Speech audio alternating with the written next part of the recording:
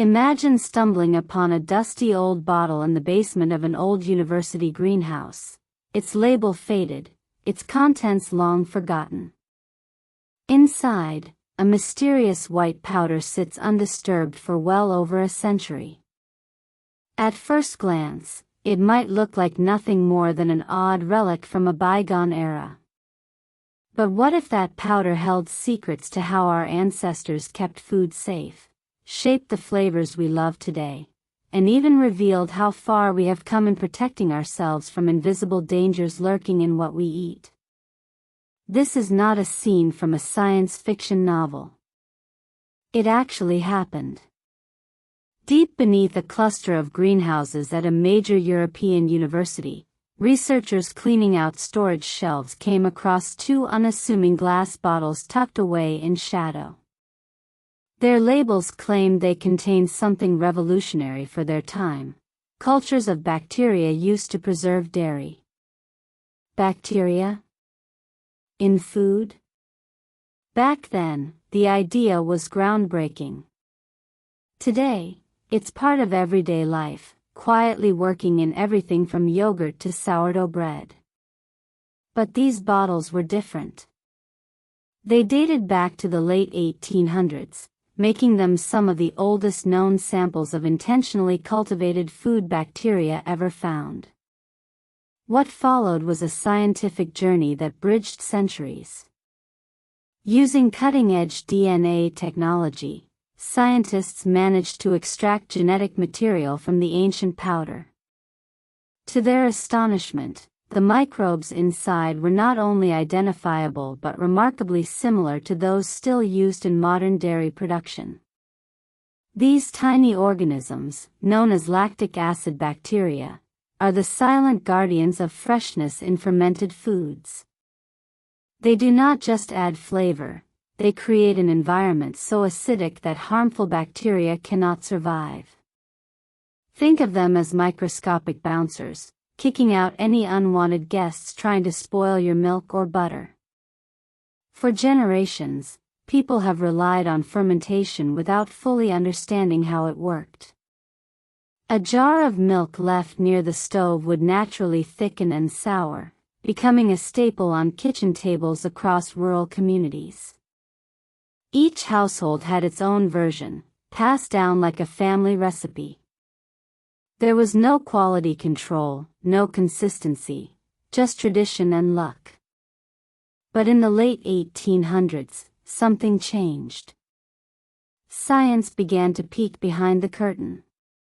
Researchers started isolating specific strains of bacteria, studying which ones produced the best taste, the safest results, the longest shelf life.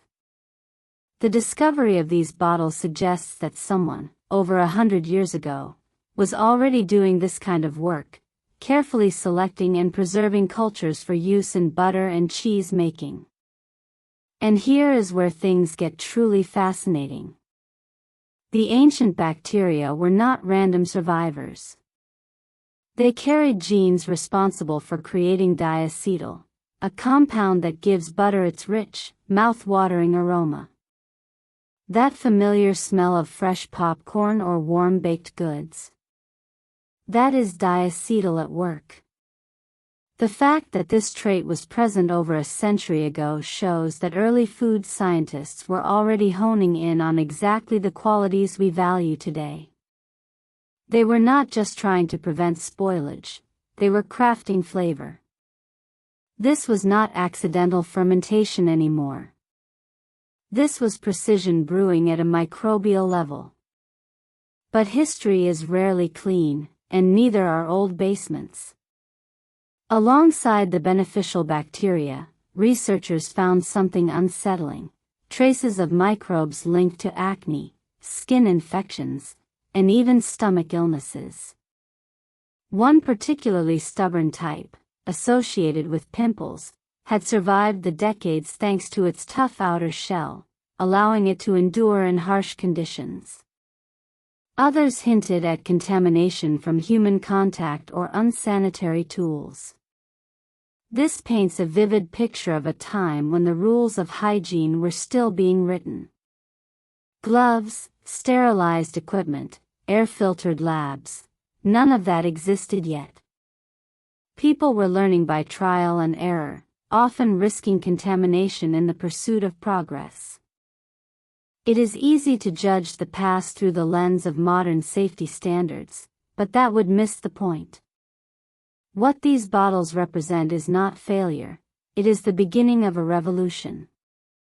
At a time when milk spoiled within days and foodborne illness was common, the ability to introduce a reliable culture into dairy was a game changer. It meant farmers and producers could make butter and cheese with predictable results, reducing waste and improving public health. Slowly, fermentation shifted from a homegrown gamble to an industrial process grounded in science. Today, lactic acid bacteria are everywhere. They are in probiotic yogurts promising better digestion, in sourdough starters trending on social media, in plant-based cheeses mimicking the real thing. They are even being studied for their potential to replace chemical preservatives in processed foods. Yet few people stop to think about where this all began. These ancient bottles offer a direct link to that origin story, a moment when humans first began to partner with microbes instead of fighting them. The implications go beyond nostalgia. By analyzing the DNA of these century-old cultures, scientists can compare them to modern strains and track how bacteria have evolved alongside our food systems. Have they become more efficient? More resilient? Have we accidentally weakened them by over-sterilizing our environments? These questions matter now more than ever, as antibiotic resistance grows and natural preservation methods gain renewed interest. There is also a deeper lesson in the survival of these microbes.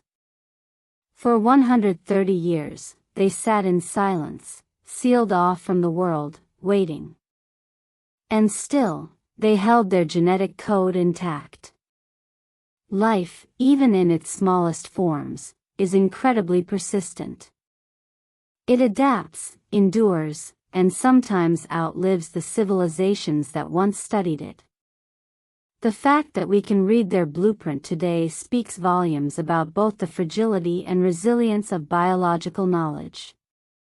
Moreover, this discovery highlights how much wisdom has been lost, and how much might still be hiding in forgotten corners. University basements, old laboratories, abandoned farms, these places may hold clues to forgotten techniques, extinct strains, or alternative approaches to food safety that could be valuable in a world facing climate change, supply chain disruptions, and rising demand for sustainable practices.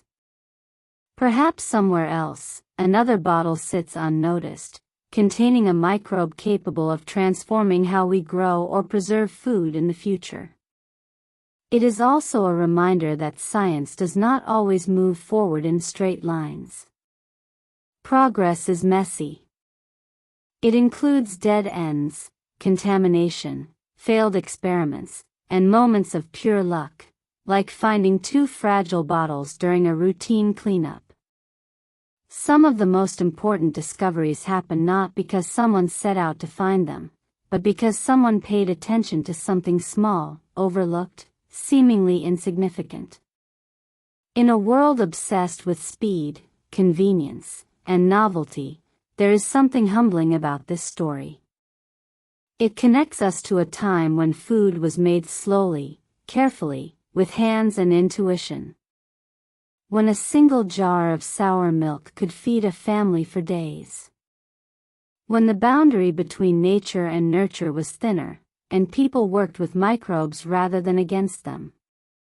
Today, we sanitize, irradiate, and vacuum seal. We build factories that produce thousands of tons of cheese a day. But at what cost? Are we losing something essential in the process? The answer may lie in balancing old wisdom with new technology. We do not need to return to the unsanitary conditions of the past, but we can learn from the ingenuity of those who first tamed fermentation. We can embrace the idea that food does not have to be sterile to be safe, that living cultures can protect us while enhancing flavor, nutrition, and sustainability. These bottles are more than scientific curiosities. They are time capsules filled with lessons. They remind us that innovation does not always come from flashy startups or billion-dollar labs. Sometimes, it comes from a quiet corner of a basement, where the past refuses to stay buried. They show us that the future of food might not be built entirely from new inventions, but from rediscovering what was already there, waiting, surviving, ready to teach us again. So the next time you spread butter on warm bread or sip a tangy kombucha, take a moment to think about the invisible army at work. Those tiny organisms shaping taste and safety have a long history, one that stretches back to a time when science was just beginning to understand them. And thanks to a chance discovery in a forgotten room, we now know that the roots of modern food preservation run deeper than anyone imagined. The past is not gone. It is still alive, one microbe at a time. If you found this story as fascinating as we did, don't forget to hit that like button, subscribe, and turn on the bell so you never miss another journey into the hidden world of science, history, and the unexpected places where they collide. Drop a comment below. What everyday food or flavor do you think has the most surprising origin? And who knows, maybe the next big scientific discovery is sitting right now in someone's basement, waiting for the right moment to make its way back into the light. Until next time, stay curious.